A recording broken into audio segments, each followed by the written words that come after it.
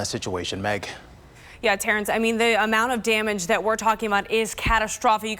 Just look at these cars and trees down everywhere. A state of an emergency has been declared for Beaver Creek. That's a suburb just west of Dayton. Gas leaks are being reported there, plus in other communities. People who live there say, you can see it. It looks like a war zone. Here's new video that we found on Facebook. Flashing lights just highlighting the extensive damage in Salina. At this point, the National Weather Service believes 2 tornadoes touched down in the Dayton area just 30 minutes apart. Right now, hundreds of safety crews and the Red Cross are trying to assess the damage to get a sense of the number of injuries. They're going door to door working to get people who are trapped by debris and fallen trees. So far, thankfully, no deaths have been reported. Listen as this woman talks about her house that was just hit by a tornado. The tornado just hit our house. Oh my God. Oh my God. The National Weather Service says they will have survey damage teams in the area near Dayton, plus the small suburbs who've been damaged by these storms. Of course, we'll get a better sense of that damage in just a couple of hours when the sun comes up. But new pictures and videos, I am going through them every minute here this morning, trying to just get a hold of all of this stuff, and I will bring it to you guys as soon as I can. All right, Meg, thank you. And I know so many of our viewers are wondering how they can help. As soon as we find out ways that you can help those people out, they're just beginning the process of assessing damage and cleaning up. But we will get that information to you as soon as we can. Yeah, the sun's not even up yet. Can you imagine when the sun comes up, we actually get a look at what's going on here? There's some places that haven't even been reached yet. I mean, it's pretty devastating to see this stuff go through overnight.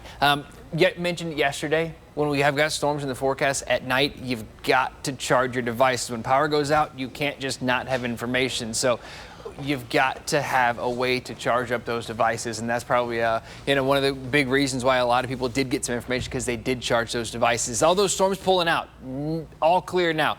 No concerns from Mother Nature, at least not for the next several hours for the state of Ohio. We got a couple little bursts of some rain that'll roll through here, but it shouldn't be a huge impact. It's just a downpour, gets in, gets out. It's gone by probably 9 o'clock, and we've got hours of dry time. So the cleanup today, yes, it'll be warm. Yes, it'll be windy, super steamy, but the cleanup today should be okay for our friends in Dayton. I do have more storms upstream, but that's not where our focus is for later on. We're going to see our own storms developing right here later on. I do want to show you really quickly. Check this out. That was those 2 tornadoes that rolled right through. I'm going to stop it right here. Yellow Springs, that is hail. This right here is what we're looking at for the potential for that tornado. We did see that confirmed. Next one rolled right behind it. So kind of a 1-2 punch with that.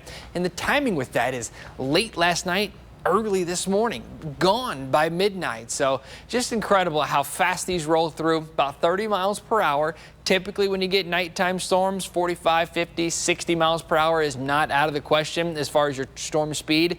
These were going relatively slow for overnight storms, but look how well defined they were. I mean, you see stuff like that out in Oklahoma, Kansas. That's where you start to see indications of rotation like that, those signatures. Just not good to see overnight.